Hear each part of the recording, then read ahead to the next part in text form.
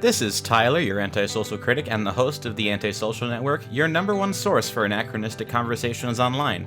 Come join us each week to hear opinions from some of the best voices discussing entertainment, politics, religion, and modern life on the internet today, most of which you've never heard of, but I have.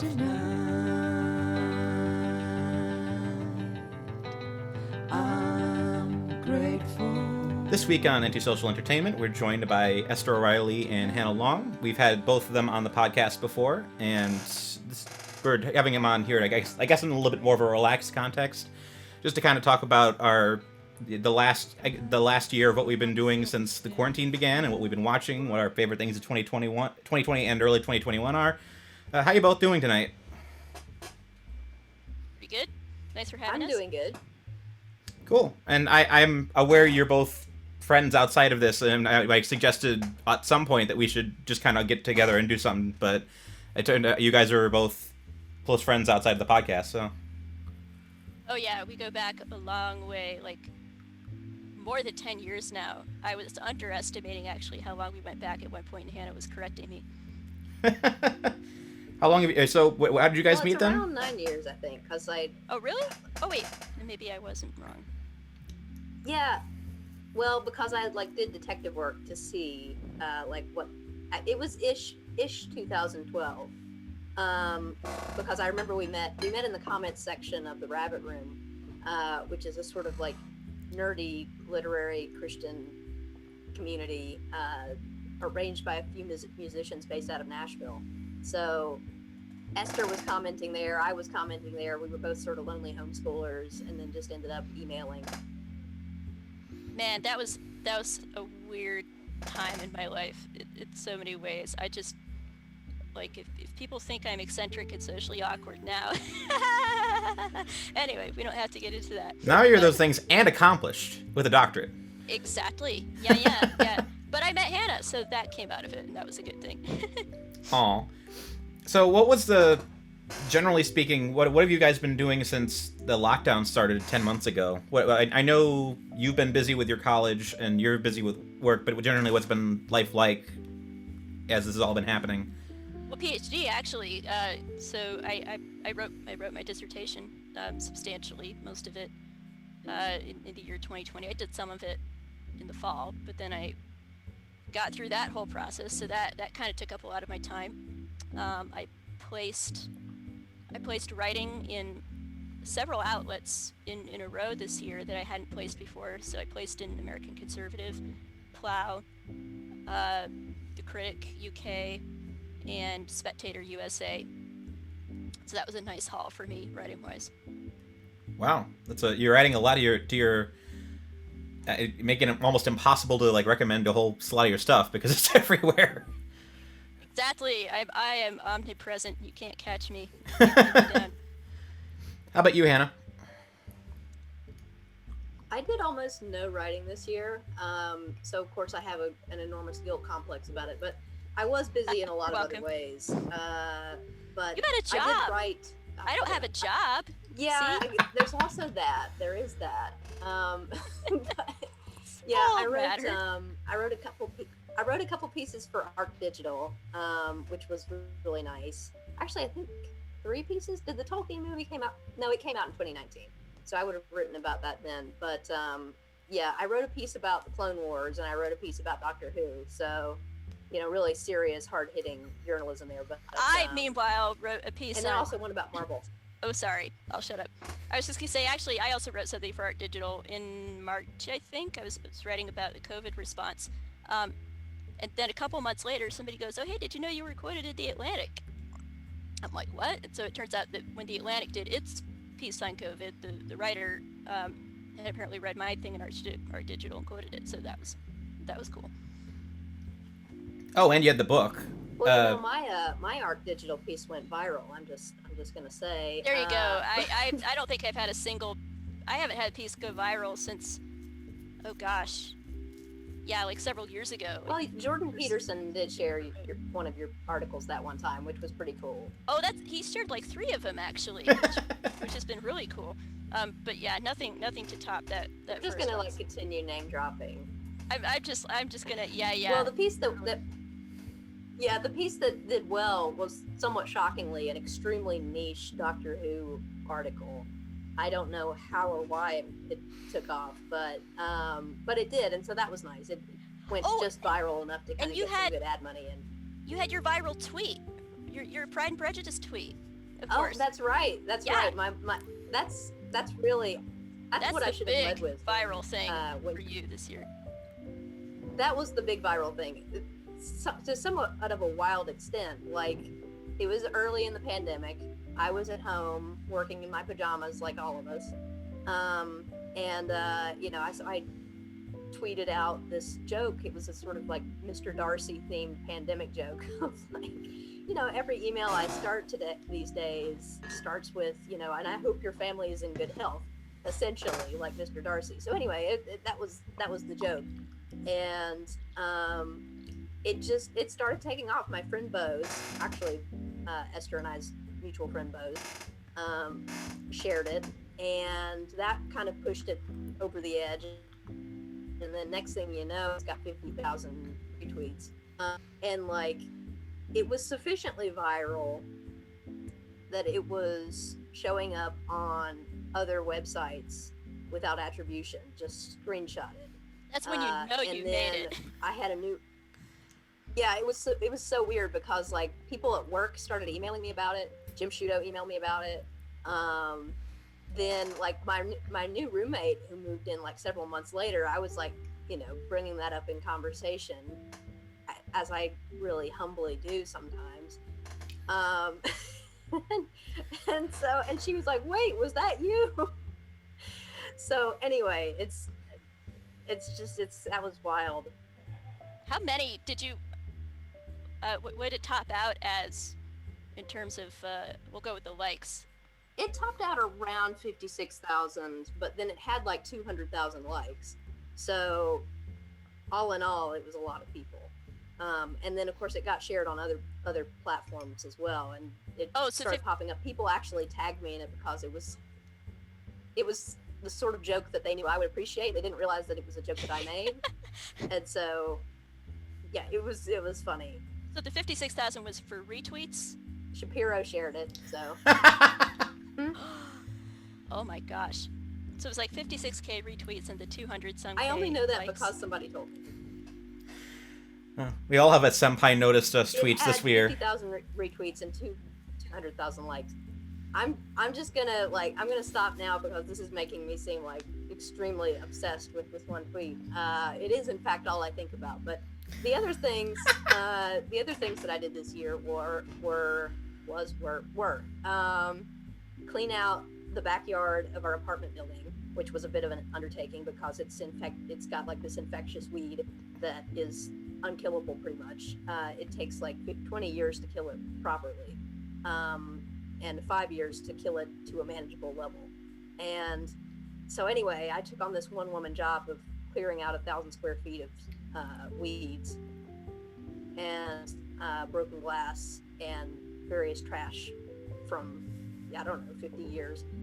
So that was something that I did while I was trapped alone in lockdown for a long time. And that was fun. And then I was just going to brag on you that in general, you are so competent, so much more competent than me. It's like not even funny. If I were your roommate, I would be so helpless. I would be like your kid. You'd have to do everything for me. That is not true, I'm sure, but it was almost. It was also one of those things where like 90% of my competence comes from Google searches, and you know what it's like because you were homeschooled too. So it's all about Googling and then just practicing whatever Google tells you, except sometimes the WebMD stuff. And so yeah, my stubborn attempts to fix things do not always work. Like the time that I was trying to fix a leaking window, and it turns out that I should have been fixing the leaking roof, and then there was a foot of water on the roof, and then anyway, like that did not work out. I learned how to caulk windows, but there was a lot of standing water up there, and I probably should have asked for help a lot sooner than I did. The building later, the the roof of the ceiling sort of caved in. But I was not living there at the time, so it wasn't my fault. Sound like a guy almost, like the way guys will insist on having to fix a thing or try to fix a thing themselves before they get help. Yeah, I am kind of a guy. We've not talked really, about this. Not Yes, literally, we've discussed this. But yes, it's an ongoing joke that I'm the dad of any apartment that I'm in, because I'm the one that like fixes the sink when it's stopped up, or I kill the cockroaches because my roommate's scared of them. This also is going to tie into my favorite movie of the year that I watched today, because it was the most dad movie that I watched all year. But of course, Wait a I minute. loved it. Is it News of the World? No. Okay, because that's the most dad movie I watched all year. We'll get there. You're not far off. Okay, but, good. Actually, and I would say, like, I finished my third movie that I watched in 24 hours, like 20 minutes ago. I procrastinated and then had to do homework really quickly. And so, yeah, actually, I might have to revise that. My second favorite movie of the year might be the dad movie, but it was just powerful levels of dadness.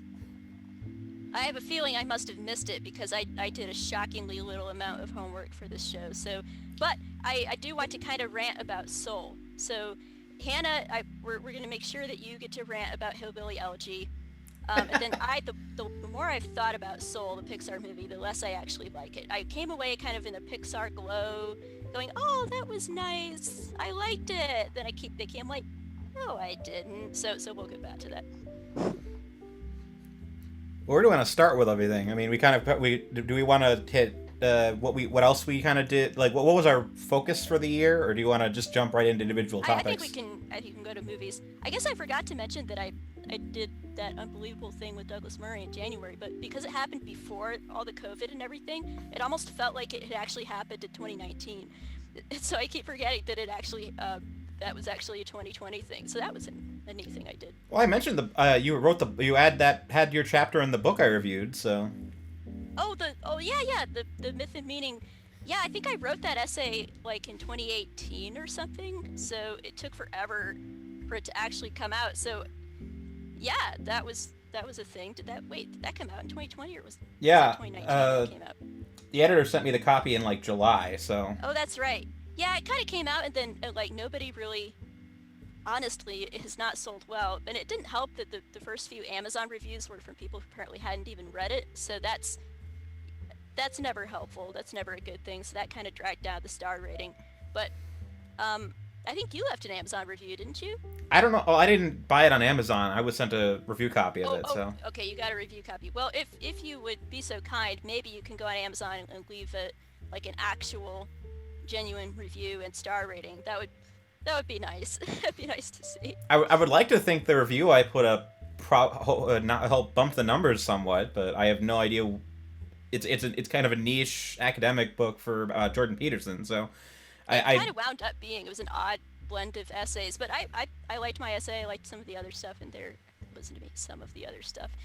I'm sure all of them were fantastic. Anyway. Well, yeah, okay, I mean. Hannah, are you still there? I mean, you're only going to sell a book so many copies when you're comparing contrasting Peterson and Kierkegaard, so.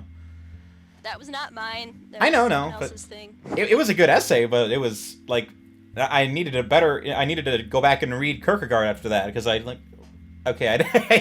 was hard to follow it the first time, but I actually did forget that I also contributed a chapter an essay to a book this year. It was also like one of those like really hot commercial book offerings, but this one was about Christianity and Doctor Who. I don't think it's come out yet, but there's actually a book on that.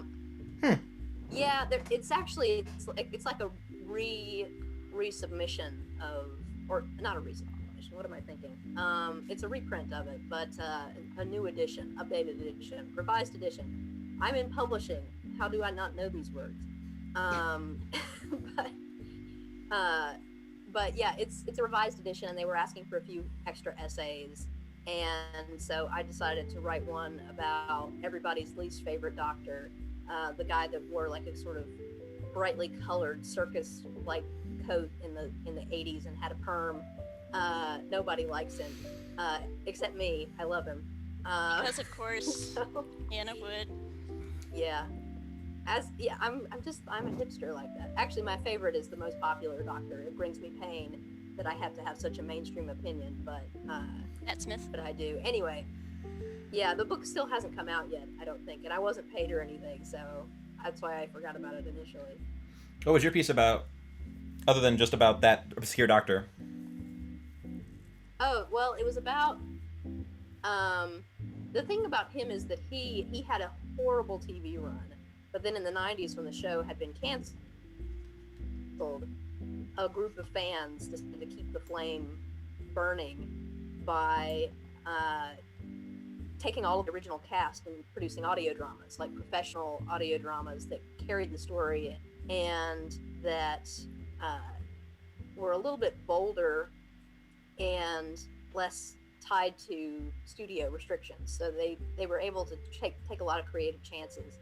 And this completely revitalized his reputation among fans, actually. I'm not the only person that likes Colin Baker, actually.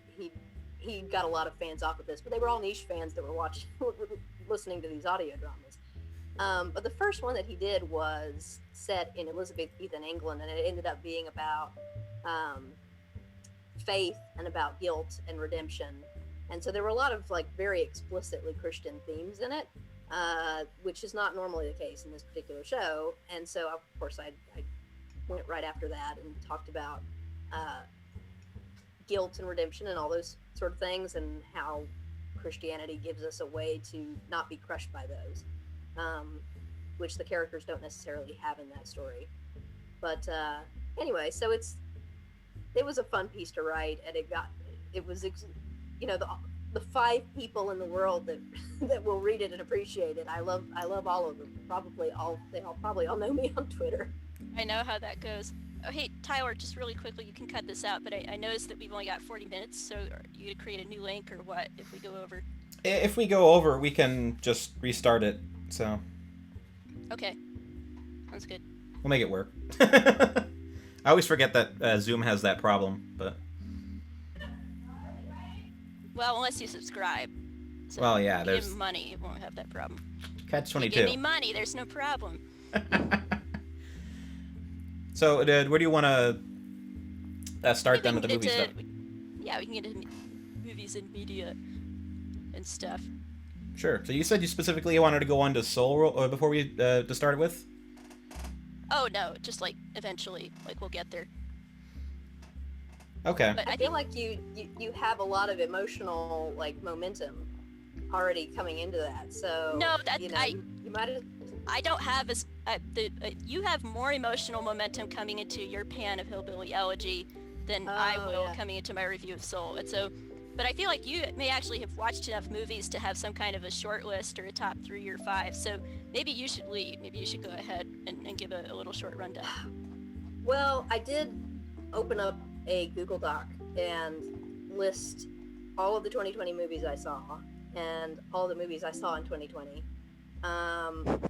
I got a little bit over enthusiastic about my organization skills here, but I think so. I watched 3 movies today because I realized that my roommate had an Apple TV subscription on our TV, which meant I didn't have to pay for these movies, and there were also like 3 or 4 movies really that were on there that I wanted to see anyway. So I'm like, all right, each one of them was about an hour and a half, and so I knocked all 3 of those out.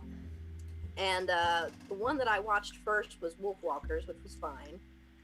The great thing about that was that it has such amazingly beautiful animation. I don't know if you guys have seen any of the others from that particular studio. They did Song of the Sea and The Book Ghibli? of Kells. It's sorry. Is that Ghibli? Is that the studio? No, it's not Ghibli. It's an Irish company. I can't think of what it is now. Oh. But it's just Song of the Sea is still my favorite of theirs. Just I think that it was the most emotionally rich of the 3. But this one was, from an animation point of view, just absolutely stunning. It was the plot reminded me a little bit too much of some of the sort of PC mid-90s Disney fare, like Pocahontas and Hunchback of Notre Dame, stuff like that. With, the evil Catholic Christians, except in this case, they're the evil Protestant Christians. Ooh, variety. And they're oppressing the pagan females who don't want to be cared. Ireland doesn't like Protestants for some reason. I'm shocked. Yeah, I guess that's true, but the Catholics aren't the good guys. The pagans are the good guys. So, I mean, of course. Yeah, it's a cliche, but it was just, again, just from an art point of view, I kept thinking, wow, this is really lovely. I wish the story were living up to it, but I really enjoyed immersing myself in the colors and the world building of it. Because one of the things I really appreciated about it was that it really played with perspective.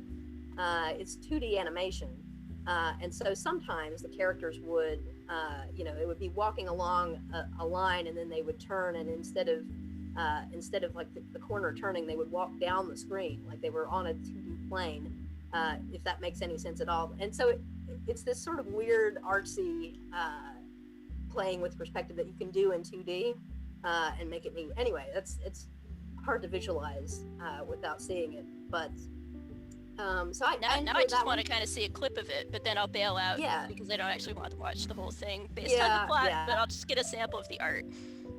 Yeah, I mean, I would recommend that if nothing else. So the other two movies that I did, though, were probably some of my absolute favorites of the year, really. And I figured they would be because I just heard so many good things about them. And most of the other movies that I saw this year were not very good, so that's not saying a lot, to be honest. Let me see, how am I going to build up to this? So, like, I saw... Yeah, so my favorite, I think, of the year... No, I'm gonna start the other direction. So I watched Emma back in 2020, but it was February. So that was the back trailer when to that looked awful. I it was bothered just based on the trailer. I did not like the film. And so I went to see it in somewhere in, I think, Bowery. Anyway, it was in Manhattan. A friend of mine was visiting that weekend, and we went over and we saw the movie in Manhattan at one of these like little artsy theaters, and we got little snacks to take in. Anyway, it was very fancy, and it was lovely for the experience, but I was not crazy about the movie. For one thing, like it was just two mean girls, and it just sort of depreciated Emma's character by making her less smart and more mean.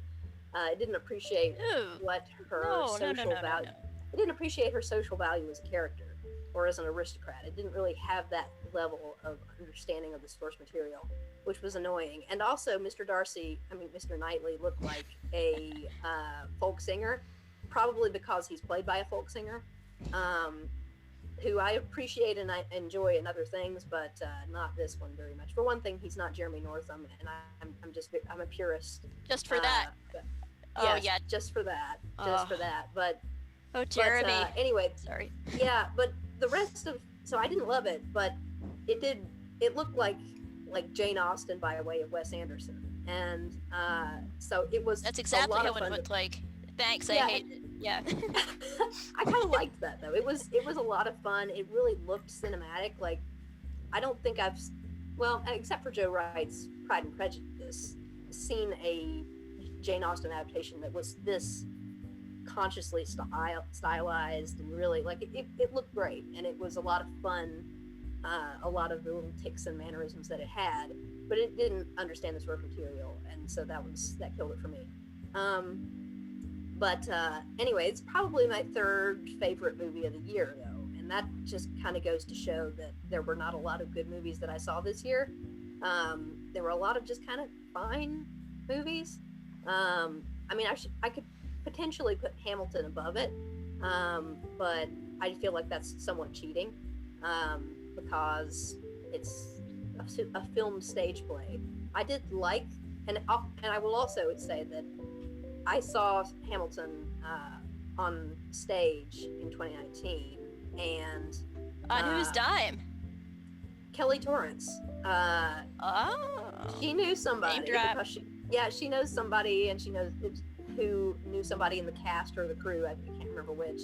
Oh, there you go. And she Hannah managed knows to somebody who knows somebody who knows yeah, somebody. I knew somebody who knew somebody who knew somebody. Anyway, she ended up getting standing room tickets, which are $40. But you can only get those if you know somebody who can request them for you. And so anyway, she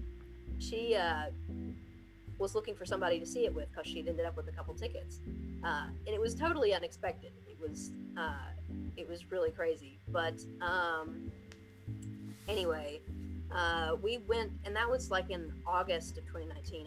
I had moved across town that weekend. I was, frazzled and tired, and she called me up. She's like, "Oh, would you like to see Hamilton?" And I'm like, "Of course I would like to see Hamilton." She's like, "You're sure you're not busy?" I'm like, I mean, If I was, I'm not now.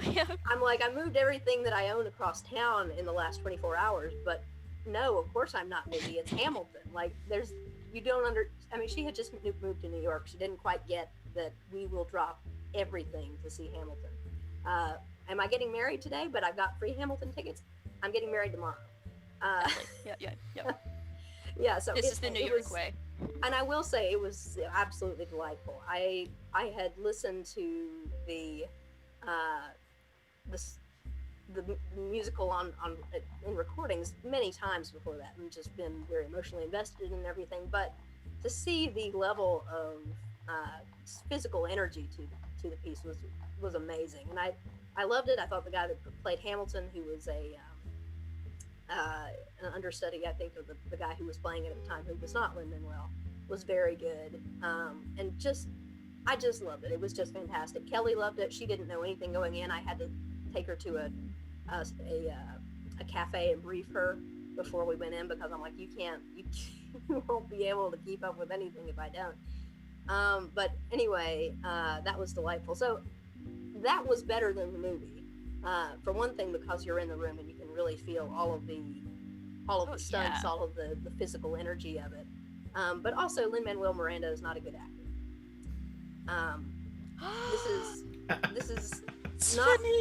This is not a terribly controversial opinion among theater folks. Is that he's a very good lyricist, a very good musician, all of those things. A dancer, singer. Does he dance that much? I mean, he's fine.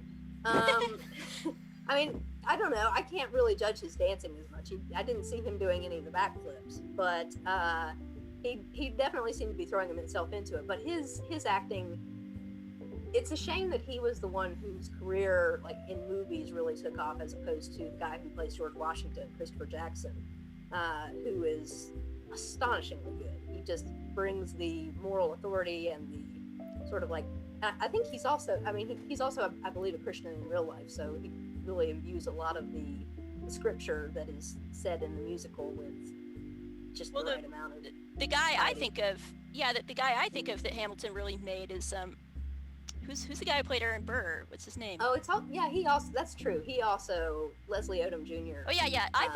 So nerd moment. I first saw Leslie Odom Jr.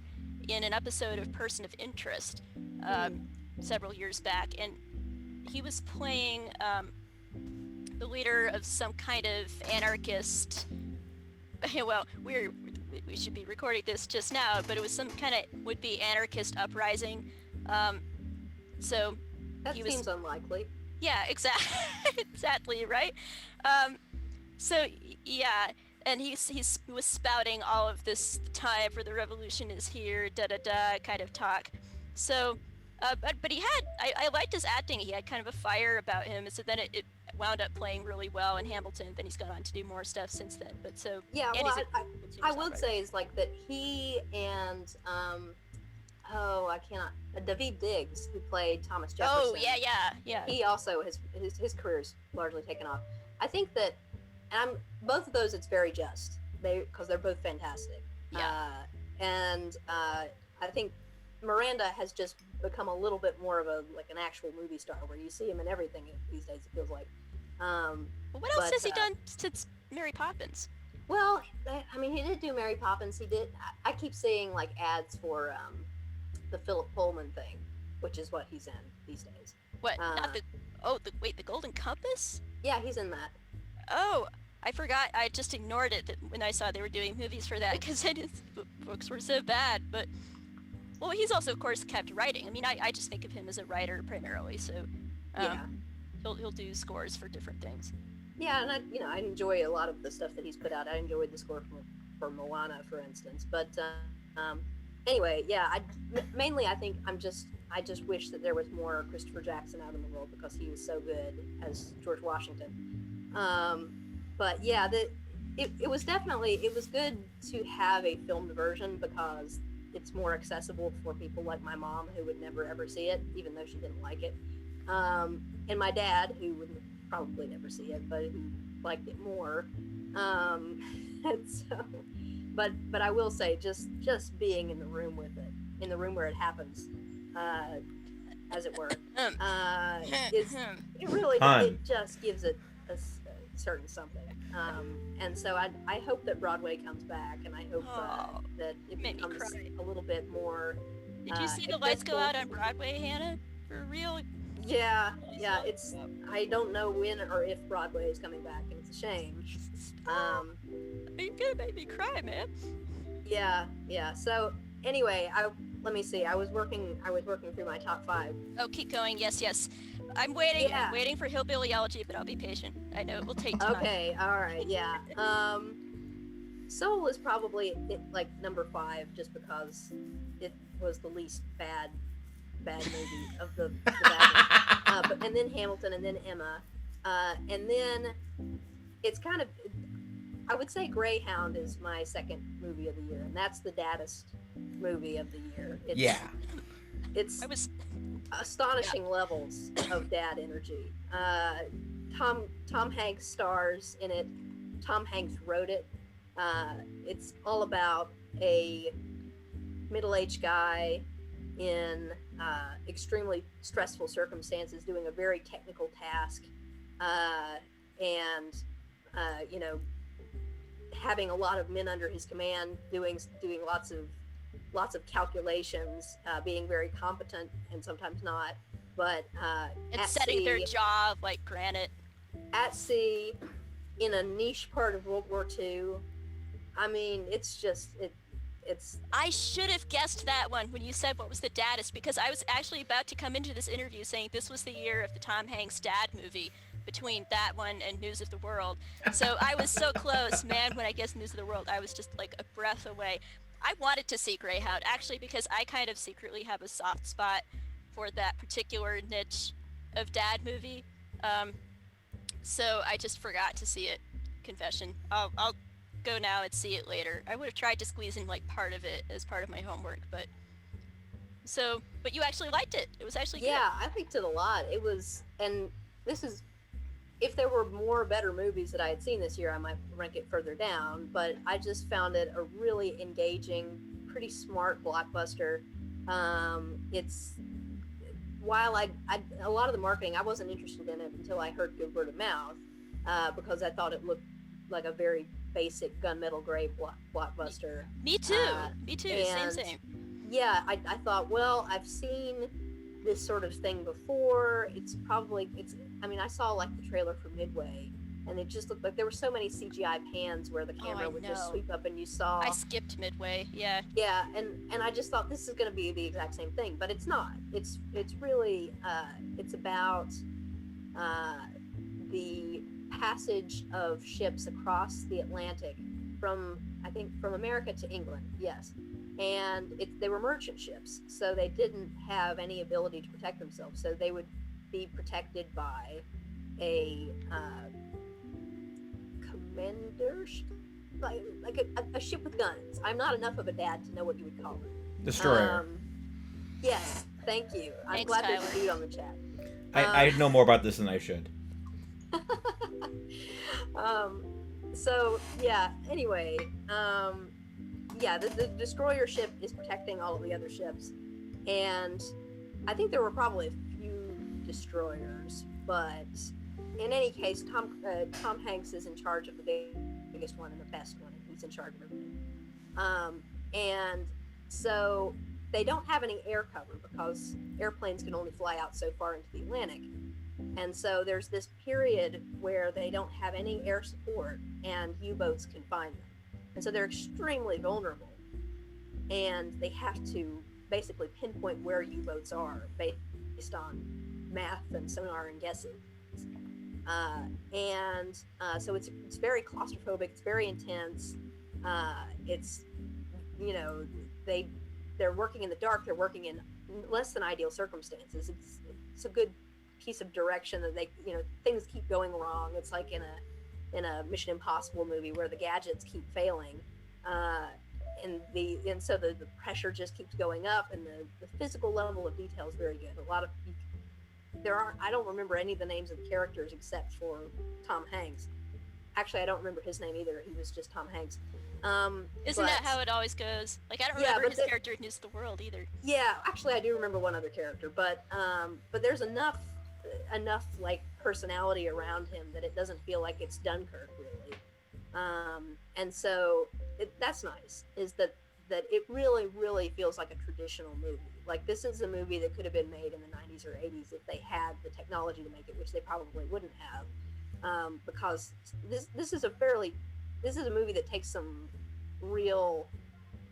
You really need to be able to have those big shots of a bunch of ships at sea to see where the U-boats are and to see where everything is, and you really couldn't do that with practical effects. I have to watch this now. You would love it. You would love it. I mean, immediately after this is over, I'm gonna go finish my night with this because it sounds so my thing. Yeah, I just, you know, and I was trying to work as I was watching it today, and that was a bad idea. Like, based on the trailer, you were thinking, I can kind of half watch this. I mean, like, so I was doing that, and I just kept getting drawn into it because it's so intense and it's so suspenseful. So anyway, and it's got a very nice, like, religious theme throughout it, which it's not. That's what I saw. I liked that element, and I wonder how much they were condescending towards it. It's very frequent. It's very overt. It's probably the most. Well, I don't know if it's the most overt religion that I've seen in a Hollywood blockbuster in a while, but it felt and Lutheran specifically, because that was. Yeah, it was just very, very casual about it in a way that you don't really see in movies. And so I was surprised. I'd forgotten that Tom Hanks wrote the movie, and so I was surprised. Tom Hanks wrote this. So I was kind of thinking, does this kind of give a sense of his tastes of somebody who really, loves dad movies, first of all, but then is also willing to just let that sort of normalcy of human life come in there. Because I think that a lot of people that have been as famous as he is for as long as he has been wouldn't have a sense for that because they've been living in Hollywood in their own bubble forever. That's unusual for an actor to also step out in writing and have it be good. So anyway, I mean, there wasn't a whole lot of dialogue, to be honest. So it's not like there was that much that he had to do, but it was very tight. The movie's not that long. It's only like, I think, an hour and a half. But anyway, I liked it a lot. I really got drawn into it. Really had a lot of fun. My roommate came in and she was like immediately drawn into it. I watched Master and Commander with her the other day, and so I'm introducing her to all the great dad movies. All the great dad movies, and she's completely unfamiliar with the genre, so that's been fun. It has to be rectified. Yeah, she was, they were burying people at sea in Greyhound, and she was like, "Oh, they did that in the other movie," and I'm like, yes, that's what they do at sea. And she's like, really? So anyway, okay, number one. What's your number one? Yeah, so I just showing her all of these dad movie things. Anyway, my number one is On the Rocks, which is a Sofia Coppola movie, and I finished that one about 20 minutes ago. Ooh, I forgot about that one. I wanted to by the trailer. Okay, well, don't spoil it anyway. Can you kind of give a non-spoilery? Yeah, I will. Yeah. I will give a non-spoilery summary of it, which is that she suspects that her husband is cheating on her. She's a mom who lives in New York City and has a pretty normal human life in New York City. And it was, as someone who lives in Brooklyn, I really, really loved how well this shows off the city. I mean, there's not a scene that where the characters go to the Empire State Building, and it's there. I don't think there's any scene in Midtown, which is where everybody thinks of in New York. It's, you know, the big skyscrapers and everything. A lot of it is just like little alleyways, little cafes, little places, and it was so surreal for me because I'm like, oh, I used to walk down there all the time during normal times, and so it was really surreal. It was like being filmed in my own neighborhood. So I loved the lived-in feeling of the movie because it really brings New York to life on a non-fancy level, if that makes sense. In a non-touristy level. Yeah, it's away from the touristy stuff, but not in an annoying way. It really does feel like normal life here for the most part. Normal life in Manhattan, to be fair. And I don't live in Manhattan, but just a lot of little streets in Soho. I'm just like, oh yeah, I relate to this. Except I remember getting lost on that street because I always get turned around in Soho. So anyway, it was very good at establishing a sense of place. But anyway, she thinks her husband is cheating on her based on a few kind of throwaway things. She's just like, well, maybe I'm being too suspicious and all this. But then she meets her dad, who's in town for something, and she calls her dad because she thinks maybe he would know because he is always cheating on somebody, and so she kind of figures that he might know. This is not spoilery, by the way, because this is literally established about him straight up, is that he's extremely flirty and he's a playboy, and he's played by Bill Murray. Of course. And Murray is just delightful in this. It just really, Rashida Jones is playing the daughter character, and she's wonderful too. They really go toe to toe with each other. They have a really good sense of humor and sense of rapport. You can really believe that they're father and daughter. She puts up with him flirting with every waitress and all of this stuff, and there's a sense of like an emotional history between them that really makes sense. That she really wants to look up to him, but she also feels very conflicted because of him cheating on her mom. So there's kind of that, and since the plot itself is about infidelity, that becomes a theme in the story of, is fidelity possible? And so anyway, it ends up being more about her and her dad than her and her husband even. Though it is also about her husband, who's very good in this. The actor that plays him, he does a lot of different nice little things in his performance. But anyway, I just want to be in a car with Bill Murray and Rashida Jones driving too fast through New York City and eating caviar because he brought some, because he said, let's have a good time while we're spying on your husband. I'm kicking myself that I forgot to see it at times. Well, it's just, I enjoy recommending things to people. We enjoy having things recommended to us by you. So yeah, good. It's a good hangout movie. It's got a nice level of thoughtfulness about marriage, and that's unusual these days. You don't see that very often. Yeah, and it also just captures a certain. There are several New York types in this that was just so funny because as a writer, she's surrounded by a bunch of New York moms, some of whom are just very cliched, but I ate it up because I'm like, I know that person. So anyway, I finished that, and so I'm still hyped up off of it, which is why I'm all enthusiastic about it. But anyway, I just really enjoyed it.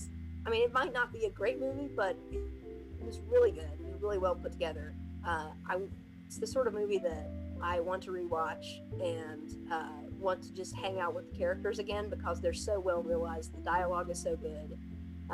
It's so sparky and smart without being like clever. Anyway, I just really enjoyed it.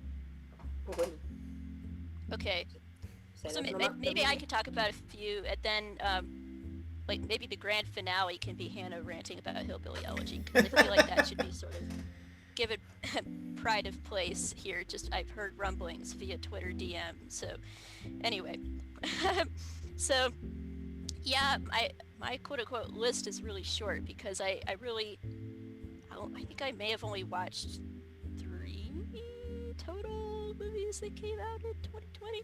But I saw one of them in a theater after COVID restrictions. And so in my area, our theater actually did open up to limited capacity. And so I went in there nearly empty and actually saw News of the World on a big screen.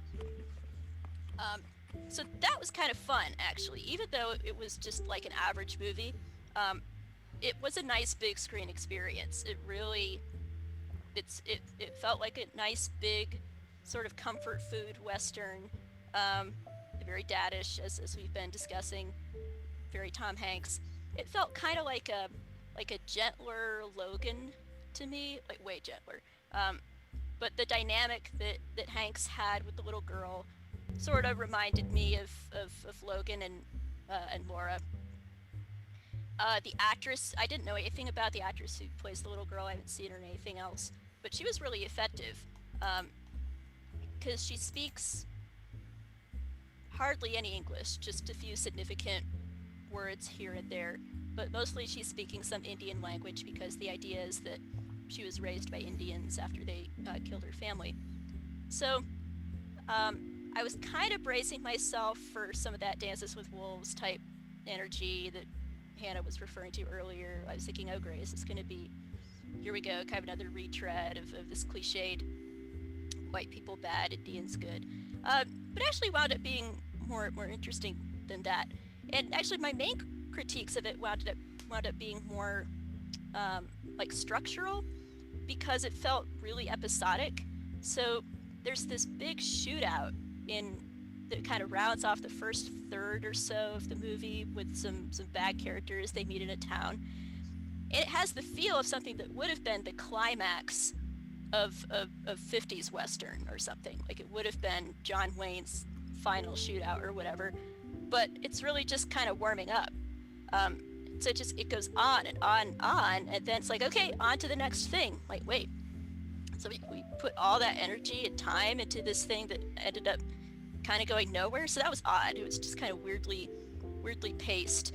But it wound up being less politically heavy-handed than I had feared it was going to be, even though there was some of that. There was some amount of that. I felt like I did end up kind of wanting more story-wise, so I won't spoil anything about the end, but you know, it was heartfelt. I shed a tear or two at the appropriate place. I'm an easy cry, so it wasn't really that hard. I will cry when told to, pretty much. But I just kind of walked out thinking, oh, that was fine, but I didn't. You know, it hasn't stuck with me in a big way. Hannah, did you see that one? What did you think? I didn't, but now I'm wanting to. I would kind of jump in and just say that I think there have been several, like, sort of low-key traditionalist Westerns over the last few years that just sound really good. I mean, there's that one, or at least there's kind of a slightly under-the-radar approach on some of the streaming sites of doing those sort of meat and potatoes old-fashioned movies with older, aging stars who are still down with it. They're not woke at all, really. So you have that one. I was just bringing this up because I was thinking, oh, I watched The Highwaymen earlier this year, and I really, really loved it. And it was Kevin Costner, who has aged into being a really good actor. And I mean, it's sort of the anti-Dances with Wolves type thing of it's about debunking the Bonnie and Clyde myth, which is the whole point of the movie, really, is that, I mean, it's not a message movie. It's not about like, oh my gosh, I can't believe people believe they're wonderful. It is a little bit, but it's also a really solid old detective story with him and Woody Harrelson as the guys on the road. So I was just thinking of that as you were talking about that. One of the other big movies that I wanted to see this year was Let Him Go, which is also sort of a Western with Kevin Costner and Diane Lane trying to track down their daughter, I think, and their grandson. And so, yeah, I kind of heard that it's somewhat in the same genre of these sort of low-key Westerns. Yeah, I'd say it's really a solid watch. And I mean, I'm always a sucker for any like old guy, little girl dynamic. I will just eat that stuff up. So, I mean, the minute I saw the trailer, I'm thinking, it's Tom Hanks. There's a little girl involved. It's a Western-y thing. Just go ahead, take my money now. It's fine. Let's do this. Okay, so there was that. And then, oh yes, I also saw Hillbilly Elegy, but I just had kind of a tepid opinion on it, so I'll wait until Hannah's ranting. Oh yeah, Soul. Okay, so here will be my minor moment to kind of rant about Soul. Both of you saw it, right? So I won't be spoiling anything. Okay, cool. So, yeah, well, I saw some sort of predictably histrionic type reactions from a certain type of Christian film critic who said that it was transgender propaganda or something because of the body swap humor, because it's a girl's soul falling into a man's body.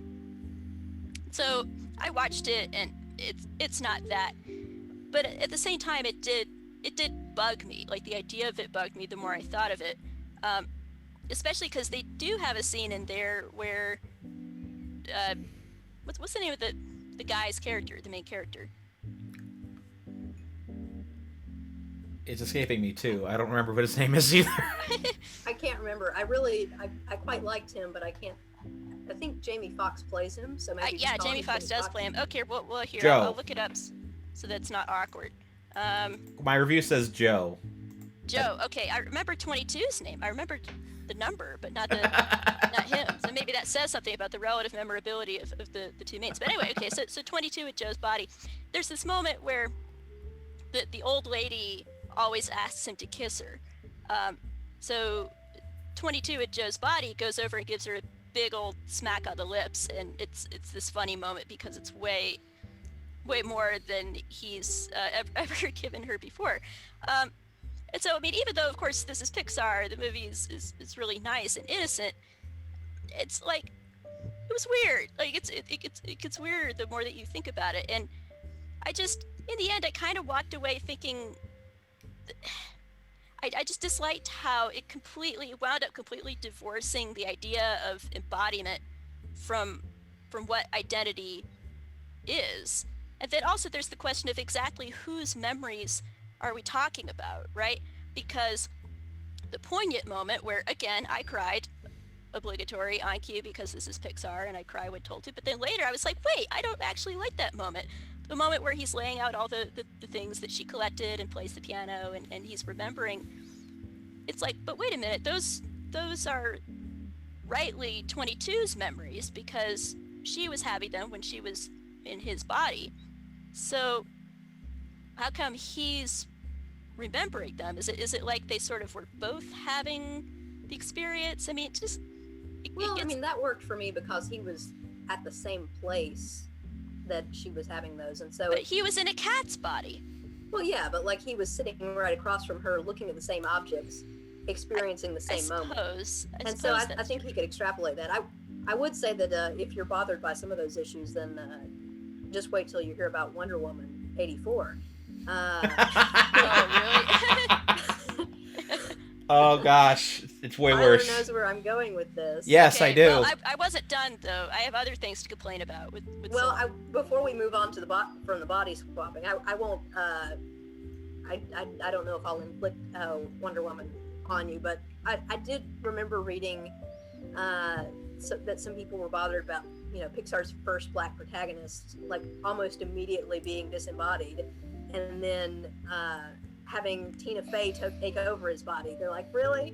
And I wasn't sure whether I bought that argument until I watched it, and I'm like, you know what? It was much more interesting when he was in his own body. I've got to say, like, just from a, even avoiding all of the representational politics of it, I think that it was much more interesting than when he was in a physical form in a physical place than the much more typical like Pixar middle of the film. But that's agreed. And I will say this: I like that whole prologue was awesome. Oh, that was lovely. It had the Pixar prologue touch, and of course I'm a huge music nerd and a musician myself, and so I loved the attention to detail and the creation of place, and like when he's walking into audition for Dorothea, and you see like the sort of Hall of Fame and all the pictures of great musicians on the walls. I mean, it felt great. It felt so lived in, and then the music was just so on point, like that diegetic feel. Except then later it's weird because the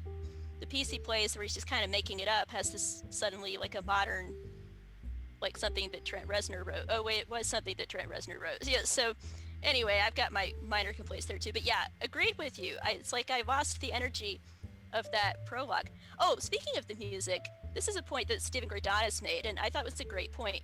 Is it not weird that there's like no real mention of the black church at any point here? Because you would think that in their first black-led film and a heavily musical film, but I don't know. I guess it didn't really have a place, and that kind of fits, which is partly where I'm going with my complaints about it. It kind of fits with a generally sort of sterilized feel when it came to questions about spirituality or questions about religion, where I feel like, my gosh, if you're gonna go there, right? If you're gonna try to make your own sort of Dantesque thing, where we're talking about the great before and the great beyond and souls, the pre-existing souls, and where you go when you die. I mean, I don't think the word God is even mentioned once in the whole thing.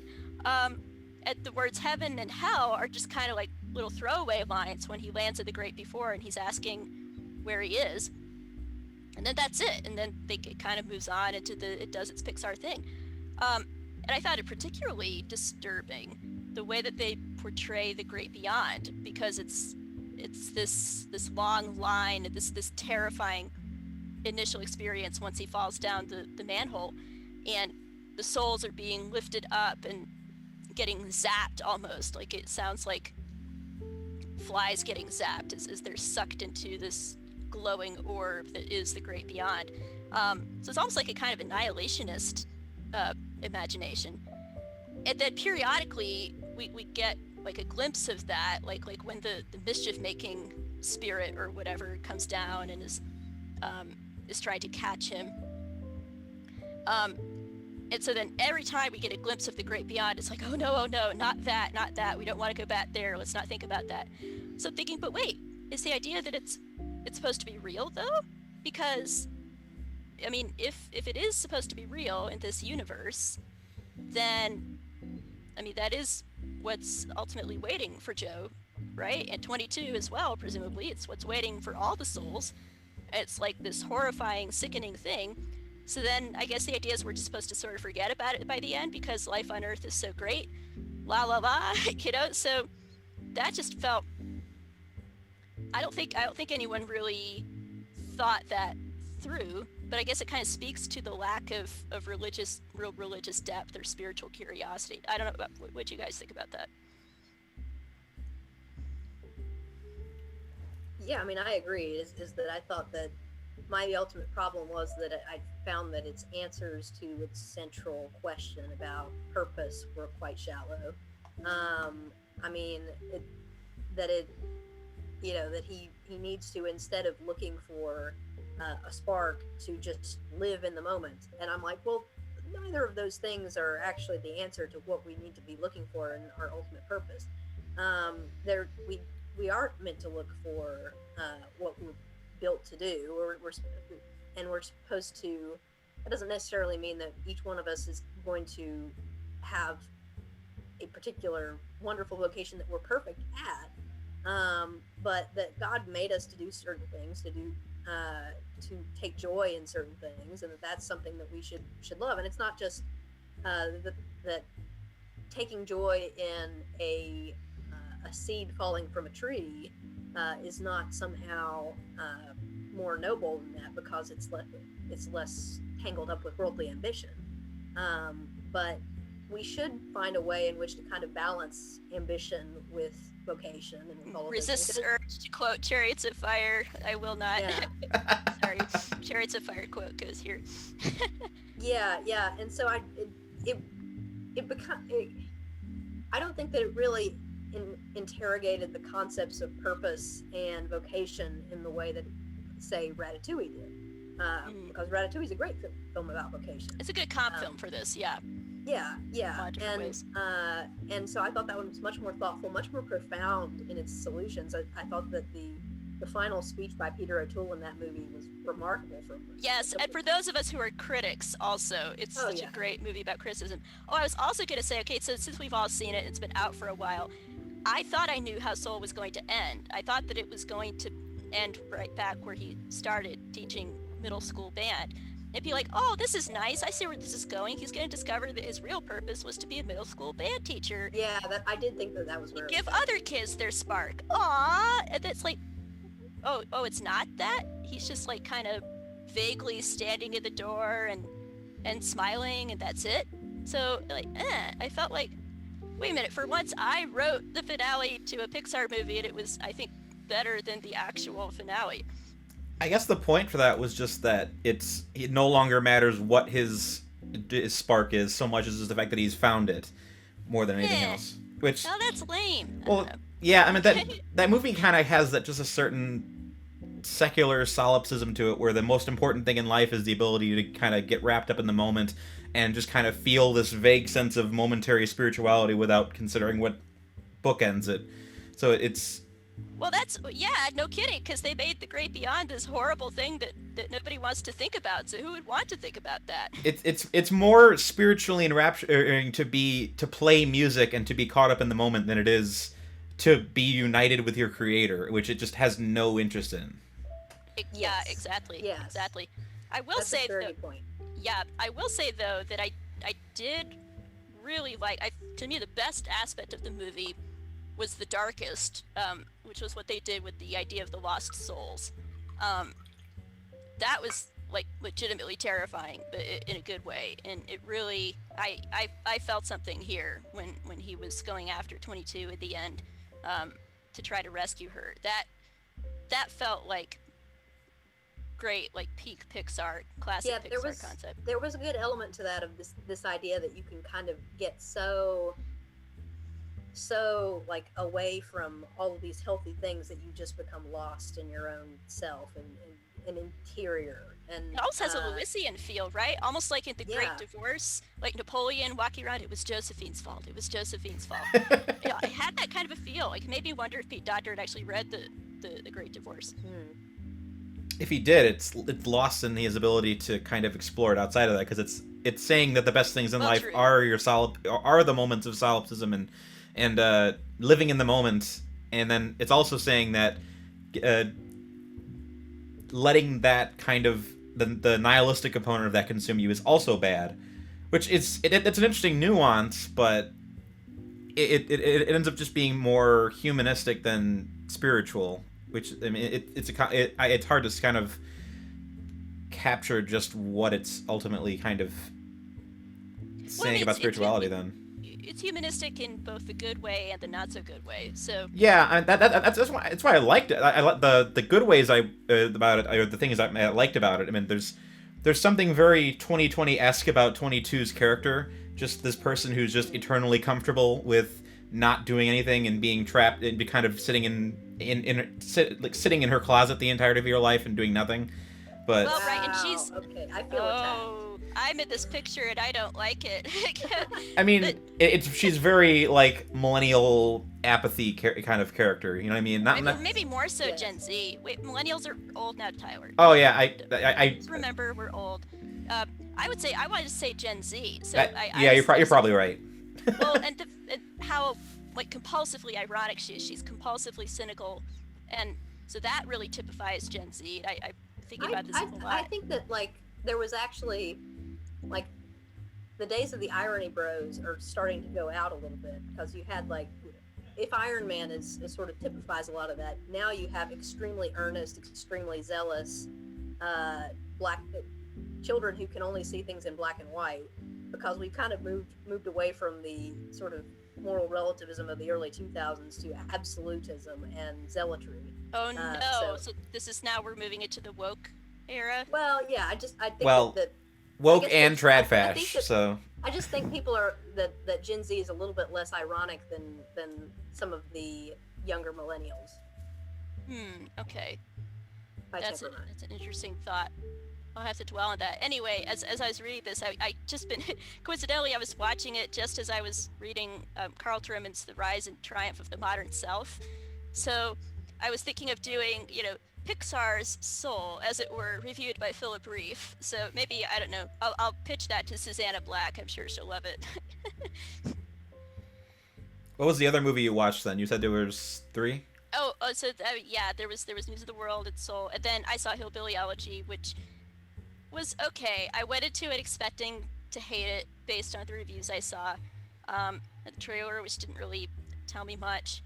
But then I actually wound up liking it more than I expected. So here, I'll try to give it a few positive notes before Hannah tears it to shreds. But I did find myself really enjoying the acting, and yeah, even though I was braced for a lot of scenery chewing, especially from Glenn Close as Maman, I particularly found her scenes with the kid actor who played JD to be really, really well done. And I liked, probably my favorite between them is the scene where he steals the calculator, then she buys it for him, and then he's being a twit, and he throws it out the window. She stops the car and makes him go and get it back, and they have a fight right there. That was really sharply written, sharply acted. So there were these moments in there that were solid and well done. I thought there were also there were some moments that really, again, here I go with the easy cry again, but some of the moments with grown-up JD trying to run around taking care of his mom. Oof. I mean, you really got that kind of nicely captured what it's like to just have a terminally dysfunctional relative who, no matter how much you put yourself out and try to help, and he jumps through all these hoops, with all his 4 different credit cards or whatever, and finally gets her the room, and then she flips out, she doesn't want it, and it's oh my gosh. And so the relationship with him and his sister was really nicely done. I thought just the way that they're kind of commiserating, and they're able to sort of come together and helping their dysfunctional mom, that was understated and nicely done. And I think I liked the idea. Of course, it's a true story, so I think it was sort of faithful to the spirit of the original story, that there's only so much you can do, and that you have to move on at a certain point. You can't allow the past to keep sucking you back in and sucking you down. And so that last moment where he says goodbye to his mom, I thought was a really well done scene. I thought Adams' acting was good there. So I know these are all kind of really normie type things. Maybe I'm getting tired. I'm not in a super hard critique mode, but I walked in expecting to hate it, didn't hate it. It was okay. But then again, I'm not actually from that area, which Hannah is. So probably if I was, it would have annoyed me more.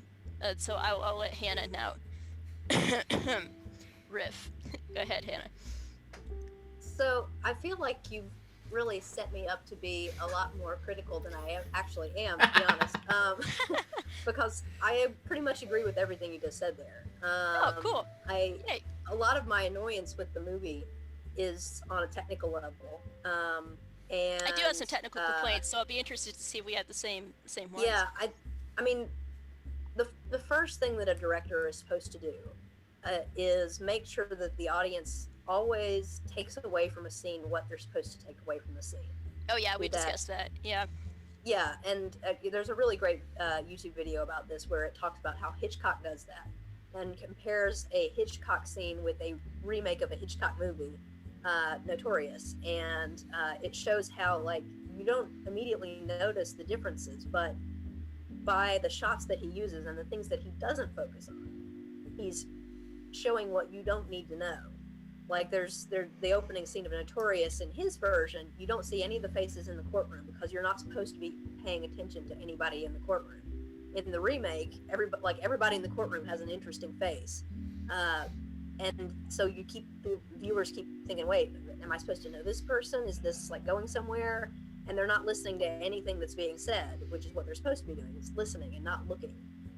So anyway, it was a really good example of how a director, by focusing on certain things, can show you what you need to be taking away from it from an informational point of view. But I would say that the same is true from an emotional standpoint. And this is a movie where I never knew where my emotions were supposed to be directed exactly. I almost knew sometimes, and I sometimes felt, oh, this is a climax of something. Right. But there were so many climaxes, and there were so many like just different directions, and I think that like I can see why he tried to do it as a flashback sequence, because he was thinking, okay, it will be way more interesting if I have 3 intersecting storylines. But I think that it would have been better just chronologically. And yeah, it wound up. I mean, it was difficult. Like, I admire how much work went into doing it, because that's like fiendishly hard to figure out exactly when to cut in what things. So it was okay given how hard that is. But I felt like, you can see what you think about this, but I felt like I was cheated out of the death of Mama, because she's built up as this kind of like the heart and soul of the story, right? And she's the heart and soul of the original Hillbilly Elegy, and yet we get only a pretty tiny glimpse of her actual deathbed. So like we see her with tubes in her nose, and we see JD reading something in camouflage at the foot of her bed, but there's no scene proper at her deathbed. There's no scene where we're really allowed to immerse in the moment. But we got it's weird. Like, I feel like there are 2 climaxes in the movie, and the one is when Mama decides that she's going to take care of him. Right. And that she tells him, you're going to follow the straight and narrow no matter what. And then the other one is when he tells his mom, I'm leaving. Right. I can't stay. And so, and they're not close to each other. There are a lot of scenes between them. And so from a pacing standpoint, and from like a traditional arc of the story standpoint, it just felt strange. Oh, it was. Speaking of that, sorry, but yeah, speaking of that scene where she decides she's going to take care of him, it was also weird how they took that whole sequence and chopped it into like 3, 4, 5 blocks separated out. So, for example, like there's a bit where you can see Mama starting to walk towards his mother to have a spat with her, and then it cuts and goes off to some other point in the movie, and then there's like 45 minutes of movie or something in between, and then it circles back around. It's like, hey, remember the scene where Mama was walking over to his mom? Well, here we are. We're gonna finally find out what she said to his mom. It's like I'd actually forgotten about that particular scene.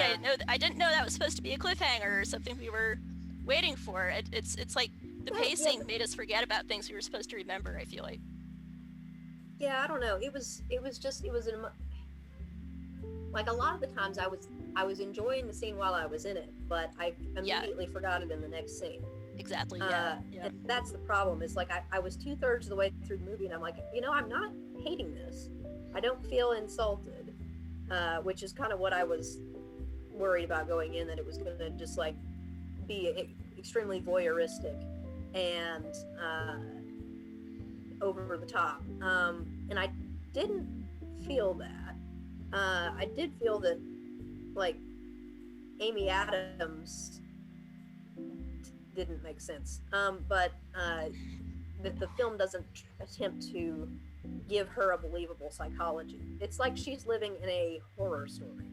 And whenever there's a scene with her and like it's like she's slowly going insane, which I mean I guess she is, but pretty much every scene with her, it feels like you're with someone who is not quite a crazy person. And it's annoying because it doesn't feel like there's any discernible psychology behind her actions. That said, like, I think that's true though, isn't it? Reflection of the book. That's how she actually was.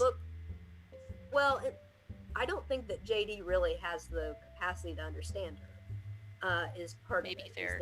Is that and because the movie is not always from his point of view, then her incomprehensibility becomes a problem.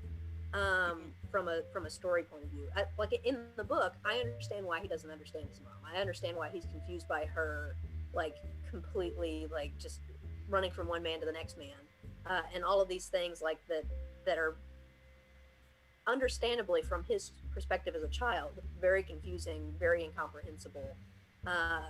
but I think that the movie, it just sets her up as this mystery, really, and it tries to explain her a few times of like, well, she was in a horrible nurse, situation in her childhood. She lost her. Yeah, yeah. I mean, like, I'm reflecting on certain people that I know that are somewhat like her and somewhat like JD, and the person who was like JD would be the son of the other person I'm thinking about. He would not understand his mother. I have an ability to somewhat understand her because even though like I'm somewhat of the same age of this person, I can look at someone who has issues in their life because I don't live with them and have a little bit of a distance and be able to understand. Oh, well, this is where this comes from. I can kind of look at a whole, and I didn't see that in this movie, and there was a lot of it where it just felt like she would just go from 0 to 60 very quickly, which I guess it's just it does reflect the book. Does it? So I was going to ask you to refresh my memory because it's been a little while since I read the book, but I know you just finished reading it for the first time. The scene where she's threatening to crash the car and all that stuff, and the police come. If I remember right, in the movie it escalates after they had a nice shopping spree and swiped some baseball cards, and then she just goes from 0 to 60, like you were saying. Is that in fact how it plays out in the book, that they were having like a nice moment and then all of a sudden it wasn't nice anymore? I think, yeah, it's something like that. I can't remember exactly what happened. So it's not like it's untrue to the book, but for whatever reason, she didn't ring true to me as a character. I just kept waiting for a moment where I just think, oh yes, I understand, and I recognize this. Well, and it didn't help. I recognize this type. Yeah. It didn't help. Okay, here's another little technical rant, but it was so awkward the way that they tried to drop in here's where we reveal the why, the background, where it's just like this sudden expo dump from his sister in the middle of one of the adult JD scenes.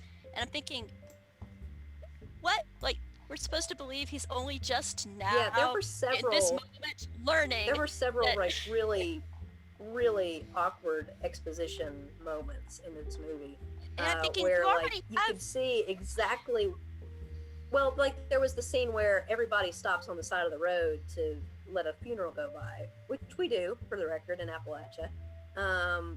But JD's like, "Mama, why do we do this? Why is this done?" And I'm just like, come on. Like, it's just, I mean, just the tone, everything about the scene, I was thinking, this is just spoon feeding the audience.